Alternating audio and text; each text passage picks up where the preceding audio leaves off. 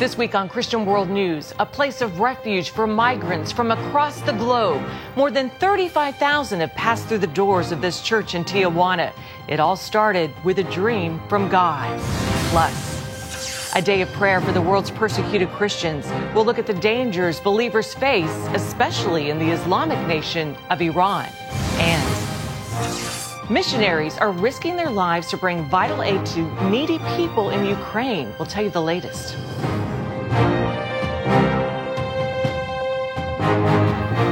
Welcome to Christian World News, everyone. I'm Wendy Griffith. George Thomas is still on assignment.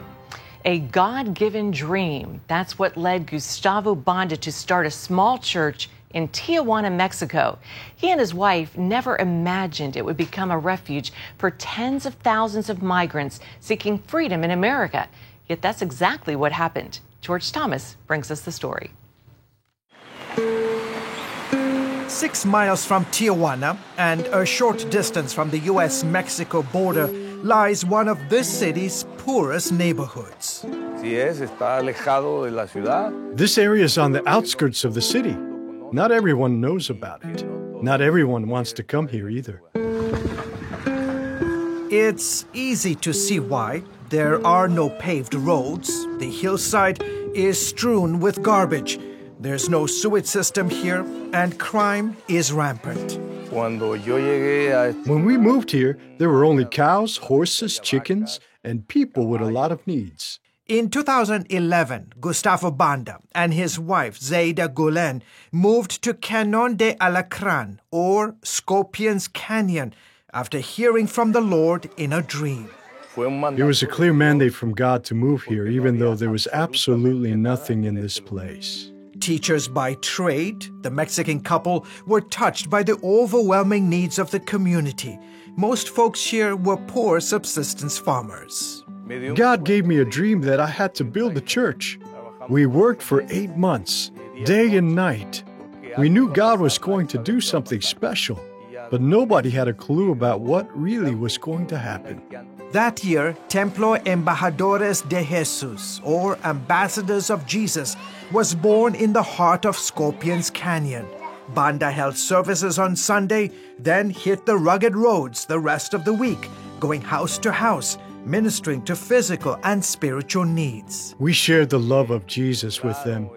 It was a mandate from God that we had to go to the poor. In 2016, that focus drastically changed when thousands of Haitians, escaping poverty and back-to-back natural disasters, began to carve a dangerous 7,000-mile path to the U.S.-Mexico border. Many landed on the church's doorsteps, less than 30 minutes from the San Isidro border. Within months, 22,000 Haitians had arrived in the city of Tijuana. The church became a place of refuge. I did not know, nor did I ever imagine, that there would be so many people in the church. Since then, Banda has opened his church doors to migrants from all parts of the world. It started with migrants coming from Haiti, Africa, Pakistan, and the Middle East. Today, we mainly have people from El Salvador, Guatemala, Ecuador, Nicaragua, Colombia, and some from Mexico.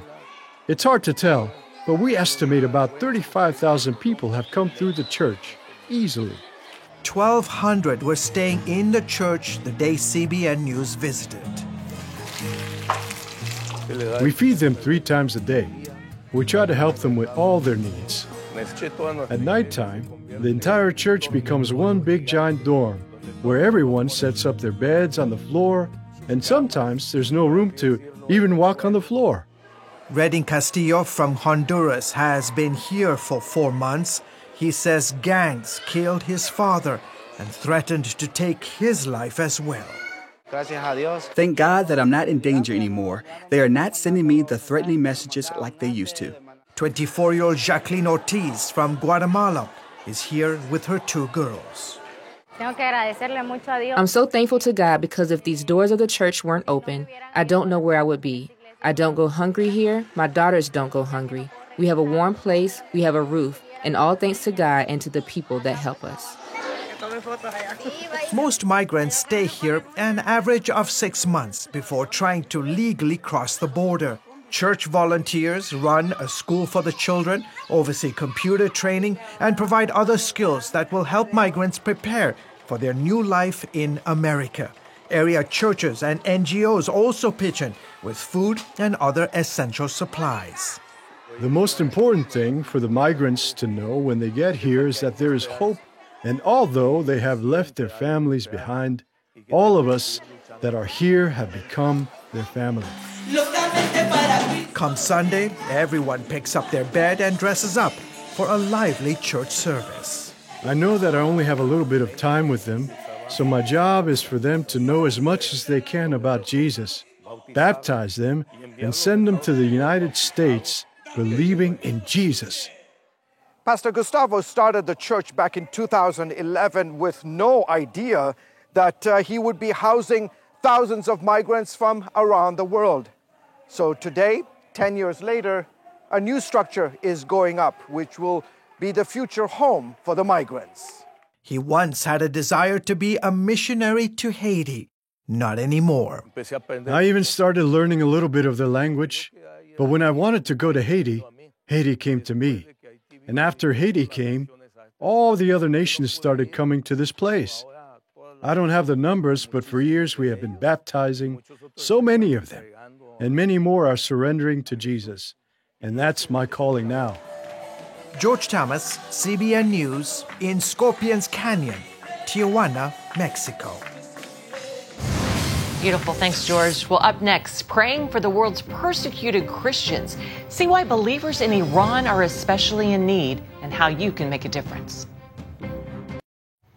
Welcome back to Christian World News. On November 6, millions around the world gather to pray for persecuted Christians. It's the International Day of Prayer for the Persecuted Church, or IDOP Sunday. On CBN's Global Lane program, the Voice of the Martyrs radio host Todd Nettleton says Christians in Iran urgently need prayer because of the vital role they are playing in anti-government protests. The Christians in Iran are using these protests as an opportunity to minister. And one of the amazing things, there are Christians out among the protesters. And remember, as these people are marching against their government is Islam. It's the mullahs who are in charge of the country. And so they're not just saying we don't like our government. They're saying we don't like Islam. And so Christians are using this as an opportunity to say, hey, you don't like Islam. Let us tell you about another opportunity. Let us tell you about Jesus Christ. The other thing that I've heard just in the last few days that is happening is Christians are providing medical care to the protesters who are injured. If you go into the hospital in Iran right now with an injury, they're going to ask you, did you get this at a protest? If you did, you're going to get arrested. And so Christians are providing medical care outside of the hospital to protesters who don't want to get arrested for being at the protest and being injured. So they are finding very practical, very real ways to speak to the needs and speak to the hearts of Iran's people during these protests to further the gospel. Wow, that's quite a witness, isn't it, at this time, a time when things are very unstable in Iran. And this year, VOM is highlighting the plight of Christians in Nigeria. They're in desperate need of help and prayer. It seems like we're not hearing much these days about kidnappings and persecution from Boko Haram, like we did several years ago. But I know persecution there is continuing for Christians. How bad is it? It is bad. And I think one of the sad things is these kind of attacks and kidnappings have become so commonplace that they don't even make the news anymore. It's just like, oh, yeah, another kidnapping in Nigeria, another attack on a church in northern Nigeria. Our Christian brothers and sisters there are suffering. They are in danger. And yet, again, as we talked about in Iran, they are standing boldly for Christ. They are choosing to witness, even knowing that it's risky. That's part of the reason we're highlighting Nigeria this year for the International Day of Prayer for Persecuted Christians. And we're going to show a bit of your video on Rebecca later in this program. But which other countries are of greatest concern right now? Ones, Todd, that may cause you to lose sleep at night? You know, one of the countries that I think has been in the news in the last few days is China, with Xi Jinping being given a third term. We know what has happened during his first two terms to Christians, to churches, even registered churches in China. So thinking about 5 more years of him being in charge, and probably more than 5 years of him being in charge, That's bad news for religious freedom. It's bad news for our brothers and sisters in China. The other country that I would raise, and it's probably not on a lot of people's radar, is Eritrea. I think often of our brothers and sisters in Eritrea. I had the chance to visit them many years ago now, but there are more than 100 Christians currently in prison in the nation of Eritrea, a nation probably a lot of us don't even know where it's at on the map. And none of those Christians has had a trial. None of them has even been formally charged with a crime. They've just been arrested. They disappear into the prison system, often held in underground cells, often held in metal shipping containers, terrible conditions in those prisons. That's a country that I would love for people to pray for this weekend on the International Day of Prayer. Well, we don't hear a lot about it. I mean, there's more attention on Iran, Nigeria, Pakistan, China, so forth. But also India, I know there's a big problem there, right? There is. The government of Prime Minister Modi has made it really kind of open season on Christians in India. And those who attack pastors, those who attack churches, they know they're unlikely to pay any penalty for that. They're unlikely to be charged with a crime. In fact, what often happens is the police will come to an attack and they will arrest the pastor. They'll say, hey, you're a troublemaker. You're trying to convert people. That's against the law. We're going to arrest you instead of arresting the people who have just been beating that pastor. That's reality for our brothers and sisters in India. And quickly, Todd, how should we pray? What should we pray? You know, I think praying for a sense of encouragement for our brothers and sisters, praying for God's kingdom to advance in their countries. And I think as Jesus called us, we also need to remember to pray for the persecutors. Pray that they will have an encounter with Christ and come to know him in a very real way. Todd, it's always good to talk with you. Where can we hear your radio program, the weekly VOM radio broadcast? You can find a station close to you or links to the podcast at vomradio.net. You can also get there from our main website, persecution.com. Okay, Todd Nettleton, Voice of the Martyrs, thank you. May God continue to bless your efforts. Thanks so much, Gary. Thank you so much, Gary. You can watch full episodes of The Global Lane at cbnnews.com. Up next, as Russia steps up attacks in Ukraine, brave missionaries risk their lives to bring help to the victims. Welcome back to Christian World News. Russian missiles are targeting Ukraine's critical infrastructure, such as water and power sources. As CBN's Chuck Holton shows us, one group of missionaries is stepping up to help keep Ukrainians warm as the cold winter weather settles in. Rolling blackouts are hitting Ukraine's capital for the first time since the beginning of the war. Here in the city's largest power plant, technicians are working day and night to repair the system under constant threat of renewed attacks by Russia. There was not a single military object among the targets. Not a single one. The enemy wants ordinary citizens to have neither water, no light, no heat, to watch them freeze and die in front of the whole war. We have to be very careful about what we film when it comes to the power infrastructure, because everything power related in Kyiv right now is a target. But the Ukrainians are working very hard to put together teams of people who can fix things that get broken very fast. The situation is quite difficult. Up to 30 to 40% of the energy infrastructure have been damaged in some way. The energy system is manageable. Together with the emergency services, we are renewing the damaged substations. I am absolutely sure that once the en masse assaults have been stopped, it'll take us from 2 to 3 months when we find ourselves in a situation when the consumers will not be under any restrictions.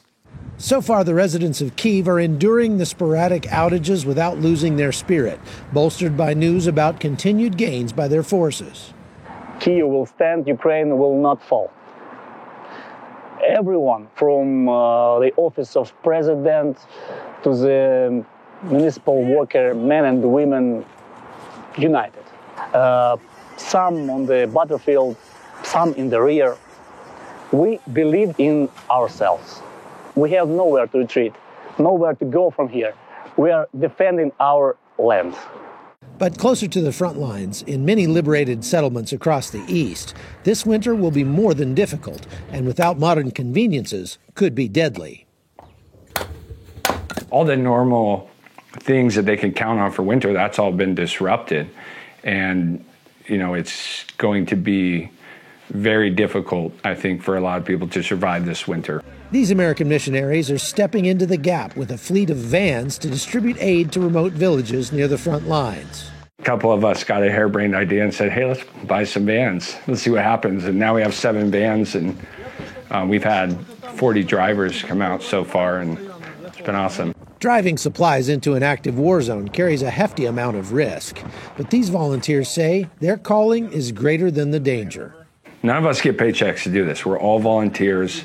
A lot of us spend our own money to fill gas tanks, buy hotel rooms. We're willing. We've all made that choice of like, hey, this might cost us our life, but it's the right thing to do. Ultimately, we believe that God's just led us to do this, and that his promise isn't to keep us alive, it's to be with us. From Ukraine, I'm Chuck Holton for CBN News.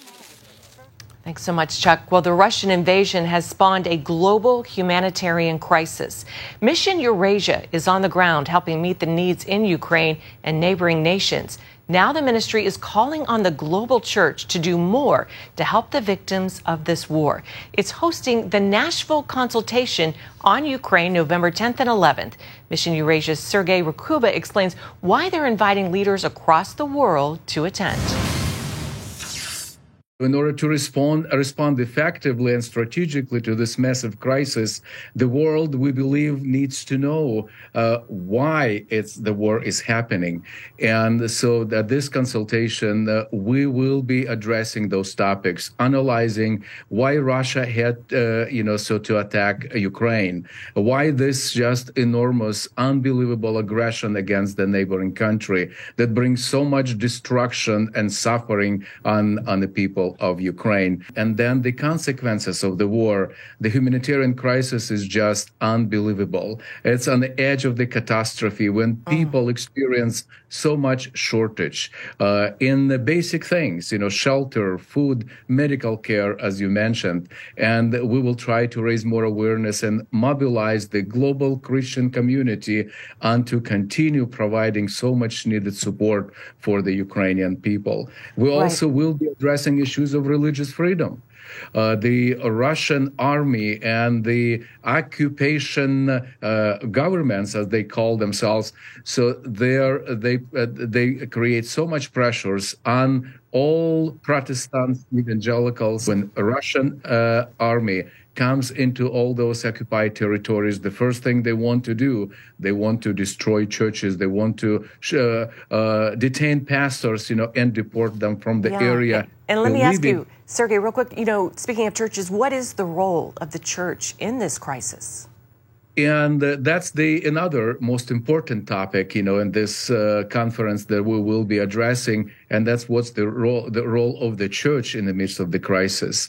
And so the church is shining as a shining light, on top of the mountain in the midst of that destruction. And so the prominent church leaders from all different faith traditions will be reporting firsthand on how the church is doing and how church is providing not just spiritual support, emotional support, but humanitarian to the communities in Ukraine. And we will be calling on the role of the in the global church, to continue providing prayer support, humanitarian assistance, and continue supporting our brothers and sisters in Ukraine who are suffering so much because of this unprecedented war. Sergei, do you think churches are doing enough? And if not, how can they do more? You mean the churches in Ukraine? They're doing more than probably they can. I think the global church can do a lot more.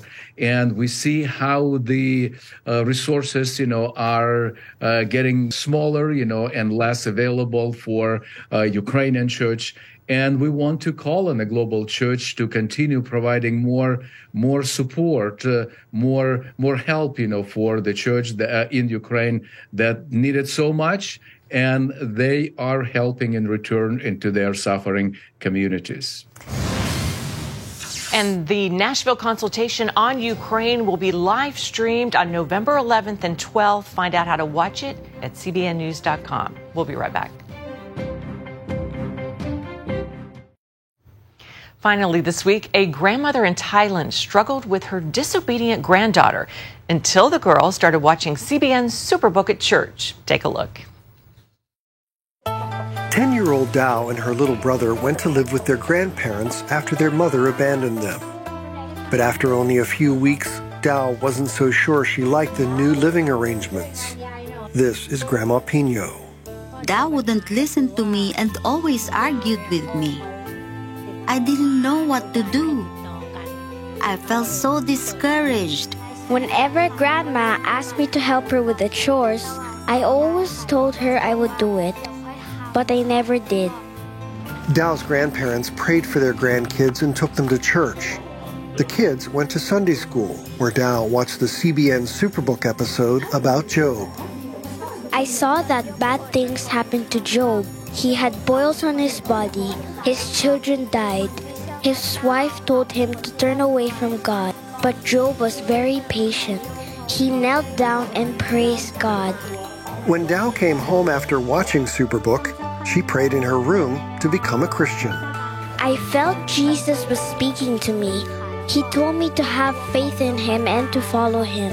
Grandma was amazed by the dramatic change she saw in her granddaughter. She said, "Grandma, from now on, I'll obey you. I'll help you do the dishes and the laundry. I'll do everything you ask." Grandma Pino then asked Dao to help her with something else. I don't know how to read very well, and now she helps me read the Bible. Dao has become a new person. I'm so glad that she believes in Jesus and follows him. Soon after, Dao invited her friend Ink to Sunday school. After she watched the Superbook episode The Fiery Furnace, Ink also prayed to become a Christian. I'm so happy that I got to share God's love with my friend. We love Superbook. The power of Jesus in those little ones' lives. It's so precious. Well, thanks for joining us for this week. Until next week, from all of us here at Christian World News, goodbye and God bless you.